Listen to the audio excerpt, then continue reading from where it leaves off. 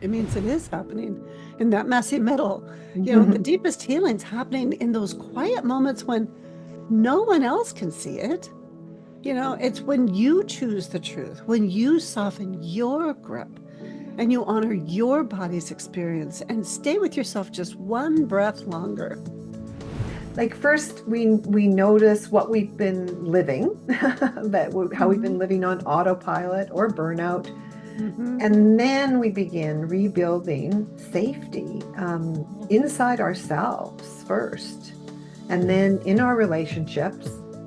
And then from there, we learn how to stay present with what's true. And I think that's the big bridge there, that bridge again that we talked about, and keep moving toward what it is that matters. Also, in burnout, does it always arrive as a dramatic collapse? You know, Sometimes it's very subtle and it looks like you're functioning, you're producing, you're showing up, and you're doing what needs to be done. And yet, underneath it all, there's no real connection to the self.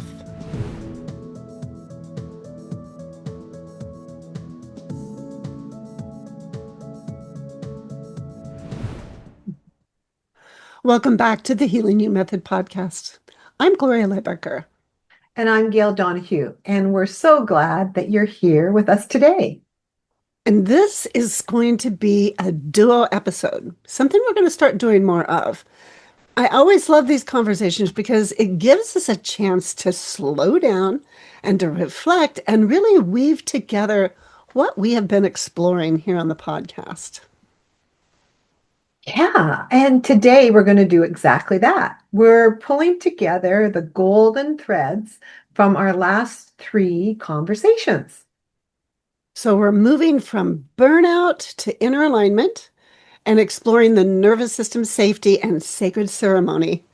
And then looking at how we stay present with current reality while still honoring that end result that we long for. Mhm. Yeah, so true. So this is an integration episode. So if you listen to episodes number 328, 329, and 330, this conversation is here to help you absorb what matters, what mattered came up for us, and it might help you to light this awareness again for you as well. And if you haven't listened to those episodes yet, you'll still get a lot from being here. So think of this as a grounded conversation about how healing actually happens in real life. Great. So let's start with episode 328. And this was our conversation with Cassandra Hamilton. Mhm. And one of the big things that stood out for me was how easy it is to live on autopilot and not even realize how disconnected I've become with ourselves. Yeah. Also, in burnout, does it always arrive as a dramatic collapse? Sometimes it's very subtle and it looks like you're functioning, you're producing, you're showing up, and you're doing what needs to be done. And yet, underneath it all, there's no real connection to the self. Yeah. Gloria, that really landed for me too. And a lot of people think burnout is it's only about doing too much. Yeah. But often it's also about living too far away from your truth. Yeah, that's really so true.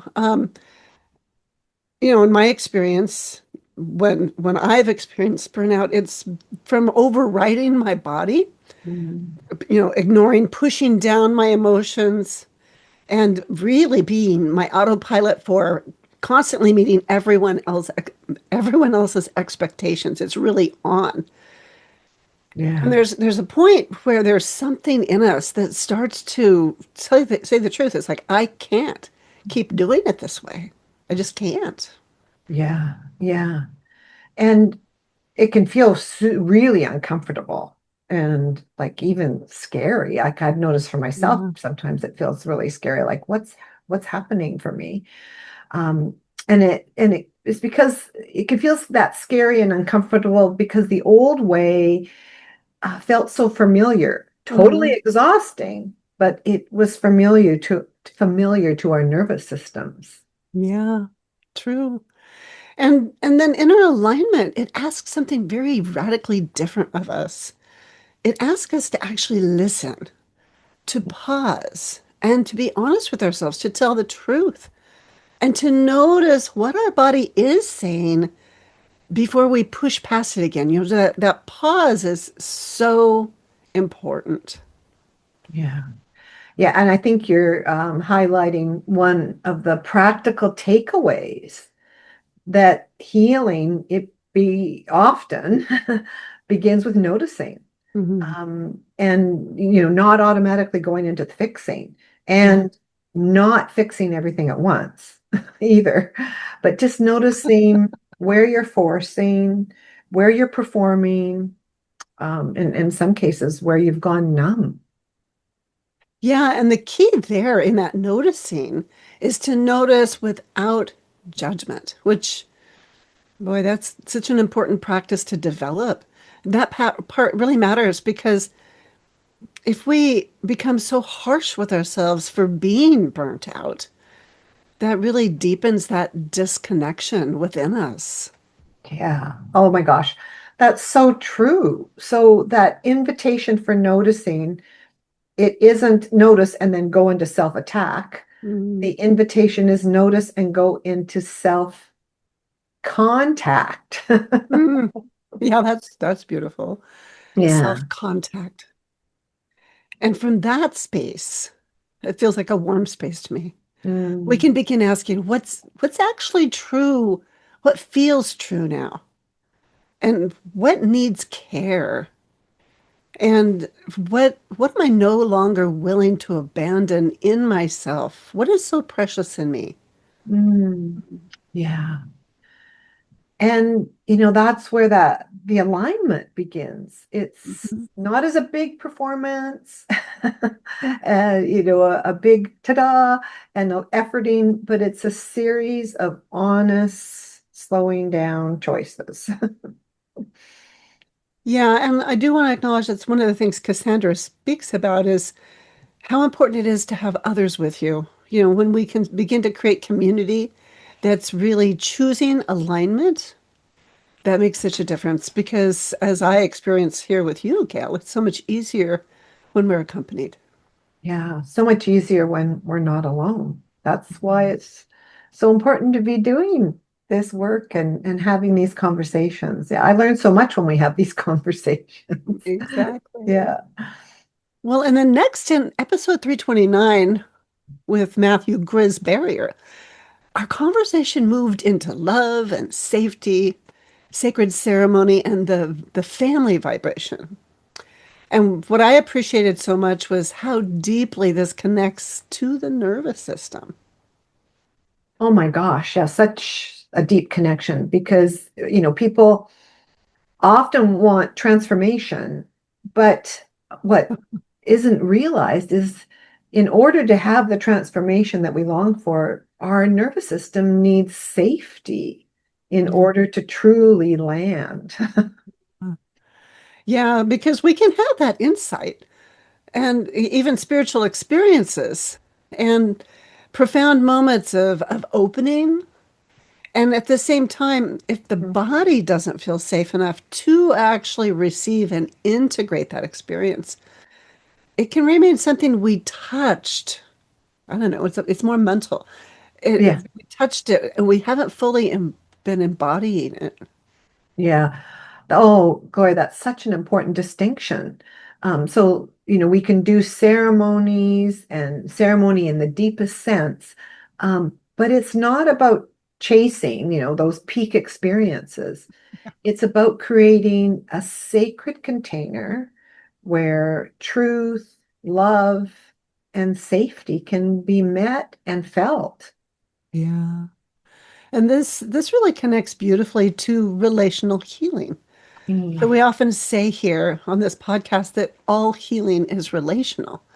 And part of what makes healing possible is that experience of being really being present with what is Mm. real without those layers of shame or feeling rushed or abandonment. Yeah. That's another point that really stood out for me too, because sacred space is not just spiritual language, it's a lived experience. Mm. It's what happens when someone feels seen, held, and safe enough to soften and get that connection with our authentic self. Yeah. And that's what sounds so beautiful to me about the experiences and the ceremonies that Grizz offers that I'm Mhm. very interested in getting to participate in. Is that that creating that neuroception of safety in the ceremony that's actually quite therapeutic. And Mhm. also, it sounds what I'm hearing is the community that he's gathering there. There's developing friendships as they're about this healing work. And so, looking at it like that, safety is not a luxury. It really needs to be there. It's the foundation of the experience, especially for our bodies. Yeah, yeah. And when you speak about that vibration, you know, it's what I've got from it is that we don't want to be looking at the vibration in a bypassing way, but in an embodied way where we really feel it. And with Grizz, we talked about that family vibration. Yeah. And that conversation, oh my gosh, really pointed out to how much we absorb relationally. We're not doing it consciously at all. It's just, it's automatic. We just inherit the patterns, there's survival responses, and we have this emotional atmosphere around us. And so we just inherit it. So it becomes the weather kind of that we're living in without It even does. realizing it.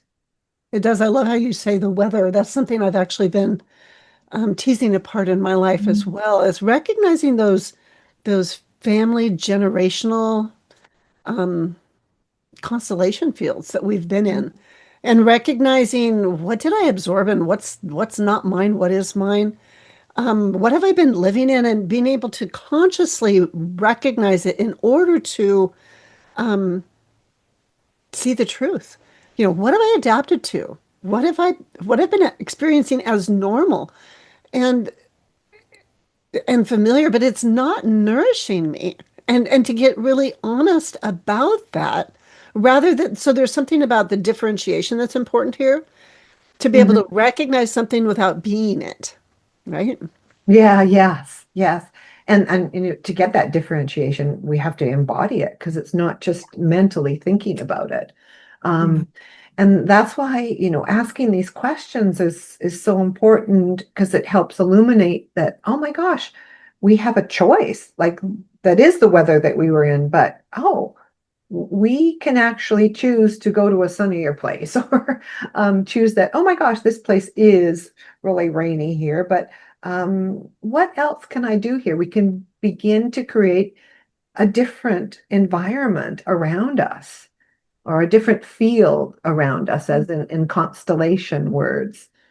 Yes, absolutely. A field of more truth where there's more tenderness and more regulation. And regulation comes from co-regulation, so you're not alone there. Yeah. And also there's a reverence and there's the in that's such a quality. It's kind of like almost a hush that's has more love within it, right? Mm, yeah, yeah. And I think this is so important to really hear and understand is that it doesn't happen overnight. As much as we long for it, because our mind can go, oh my gosh, this is what I want, but our Mm-hmm. body is still in that nervous system of safety. But if we can have every small act of choosing safety over, what our normal of what we know, whether maybe it's chaotic and maybe it's not, but every small act matters. It starts to build that scaffolding to move differently. Yeah, yeah. Yeah. And Allowing that. Mm. and I think this sort of actually leads really great into the episode 333 because where we talked about the Oh, current reality versus the end result, and how to hold that tension that's there without right. collapse. And and that when we look at that current reality versus the end result, that really feels like this is the bridge between the other two episodes, Gloria. What do you think? Yeah, it's episode 330. And yeah, it does because once we begin coming out of our autopilot, we first got to recognize we were even in autopilot without shaming ourselves or blaming ourselves. And then we can begin to actually honor the safety and the truth because we need to be able to live in that space between where we are and what we would love where we would love to be, right? There's a difference, and so a bridge is really Yeah. important to develop. And that in between messy, mucky middle place can feel incredibly tender. Oh yeah. Yeah, because it's showing us possibly what's unfinished. It can reveal what hurts or what isn't even working yet. And if we haven't developed our capacity to be present and stay present, I know for myself, I can just collapse into be feeling disappointment, discouragement, and a lot of shame. And then there's that inner critic, Yeah. attacking me. Oh my gosh, yes. Yeah. I've got a shared reality with you with about that for sure. And then the other thing we can do is like swing away from that shame and that self-attack and try to skip over what's Yeah. true by forcing ourselves to stay positive. Like Yeah. cling, if we just focus enough on that end result, we won't have to feel the disappointment or the Mm. fear of the messy middle of, what's here right now. I mean, it's something natural that we do, right? It doesn't feel great to be in a messy place. Well, it's true because well, we've been conditioned in that experience that I don't like being in the messy place. And at the same Mhm. time, real healing invites us to hold both. We Yeah. think about the two trees.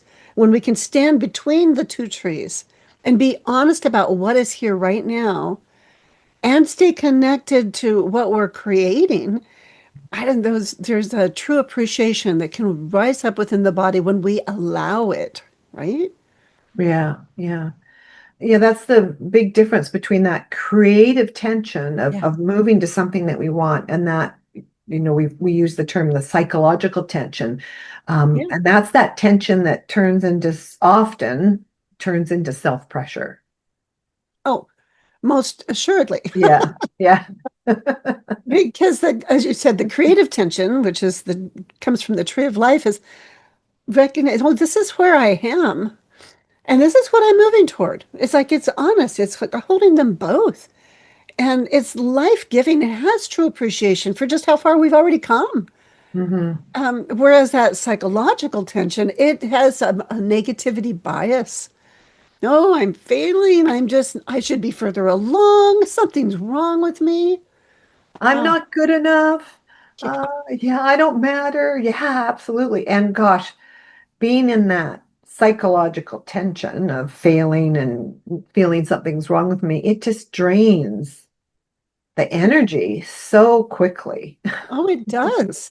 And so it's because instead of using that tension as a source of movement for momentum, we turn it into evidence against us. Ah, Mhm. mm, Yeah, I mean, Gloria, that's something that you speak about that's so important and such an important practice for our listeners is yeah.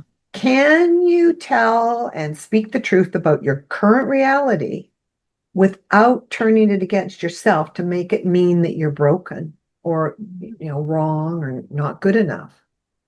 Yeah. Yeah. Yeah. Can you be present without collapsing your identity into it, without being that you're seeing? Can Hmm. you allow the gap between your present day reality and that desired future?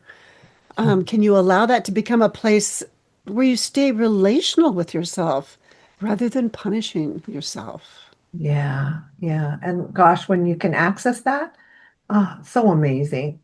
And And that's where the nervous system safety comes in and is so important because if the gap, if your body experiences that gap towards your, desired, future as danger, like I'm not there here yet, I'm not good enough, I'm wrong, it's going to interpret it as I'm not safe. And Mhm. then we're more likely to go into freeze or fawn or shutdown. Yeah. And so what I have experienced is the most powerful thing that I'm able to do when I slow down, well, actually slow down, Mm. and then to begin to notice. It could look like something like, oh, I'm noticing disappointment, or I notice fear, and I notice where it is in my body. I notice the sensations and name them. Or I just, oh gosh, I notice that impulse to just give up. And when I notice it and I acknowledge it and I breathe and I stay with it, that's radically different. So I'm hearing you say it just really describes so beautifully that you stay with yourself without abandoning yourself or turning back on yourself with punishment. Yeah, yeah, because right there in that very moment, I mean, that's so pivotal. Um, the moment of where I've started to get into, I'm starting to recognize my experience. And the shift happens when I actually sit with myself, not judging it, but acknowledging the impact this has had on my body. I don't leave me. I stay with me. I choose me. Mm, Yeah. I choose me. That's a Yeah. beautiful phrase to remember. Mm. So, Gloria, when I step back and I look at all the three episodes and these three conversations that we've had, um, I mean, what's coming up is like a clear path, actually. Yeah.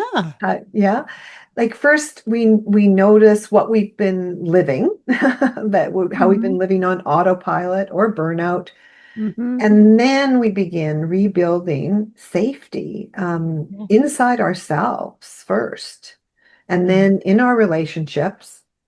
And then from there, we learn how to stay present with what's true. And I think that's the big bridge there, that bridge again that we talked about, and keep moving toward what it is that matters. True. Yeah, that's so true. Because none of it is really separate. Burnout is often a sign that we've actually disconnected from truth. And then safety is what really allows us to reconnect. And then once we reconnect, when we can hold that tension, because tension is always there, it's creating either our disappointment or it's creating our joy, right? When we can sit with it, we can begin to practice that muscle of creating that creative tension rather than the crushing tension. Mm, yeah, yeah. And I it's for me what's coming up is that there's a groundedness to that and Mhm. like a groundedness that just strengthens that alignment to yourself instead of having it, dictated by others or the circumstances or the environment. Yeah, and it's just like well, I know in my experience, I wanted a quick transformation. I wanted it last year. I didn't want to Hmm. wait. And that's what would keep me going from thing to thing. But it's not about forcing a perception of quick transformation. It's really about staying in for the quote long haul and building that muscle in your heart. It's about developing your ability to become someone who can stay in relationship with life itself, with Hmm. yourself, with your longing, with your uncertainty, and still choosing the love, choosing that Yeah. over and over again, giving your heart to yourself over and over again. Yeah. Oh, that sounds so beautiful and so healing. Mm. And it's not perfection. Yeah, And it's definitely not getting it right all the time. no. But it's building the capacity to stay present, honest, and connected. Yeah, that's so beautifully said, Gail. Yeah. So let's make it practical for everyone. If someone's listening today and wondering, what do I do with all of this? You know, I invite you to start right here. Just pause and ask yourself, what am I overriding or where am I overriding what I already know? Where is Yeah. that? Yeah. And then after you've answered that question, you can have an invitation to ask yourself, what would safety look like here? Yeah. And not fantasy and definitely not perfection, but just one honest and small step towards safety. Hmm. Yes, and then when you're there, you're asking, well, what is my current reality, and also what is that end result? Holding both. What am I still committed to? Yeah. And really holding both with compassion, Mm, both places. yeah. With compassion, there's that soft acceptance or acknowledgement of what is without collapsing and without self-attack and without making that tension mean that you failed. Yeah, Yeah. yeah. And it quite likely is a very tender time. Hmm. And you may be in a messy middle. And you may be in the part where things are not clear. There might be confusion. You're not sure what to do, but it doesn't it doesn't mean that healing isn't happening. Hmm. Hmm. It means it is happening in that messy middle. You know, the Mhm. deepest healing's happening in those quiet moments when no one else can see it. You know, it's when you choose the truth, when you soften your grip and you honor your body's experience and stay with yourself just one breath longer. Mm, Yeah, I just want to emphasize that those moments really matter. They shape everything. they do. So as we close today, we want to leave you with this. You don't have to rush your healing. You don't have to force your becoming. And you do not have to abandon yourself in order to grow. Yes. You're allowed to honor what is real. Yeah, You're allowed to need safety. We need safety as humans. me too. And you're allowed to keep moving toward the life, the relationship, the work, or the inner state that feels deeply true to you. Yeah, that's the path. One honest step at a time. Oh, thank you, Gloria. One on a step at a time. And next week, we are welcoming Masarat Shaw, a TEDx speaker and author of 4 books who loves connecting with today's generation, especially Gen Z, my Canadian Z coming out there, to mentor and guide them with heart and clarity. Yeah, so until then, take gentle care of yourself. And remember, all healing is relational.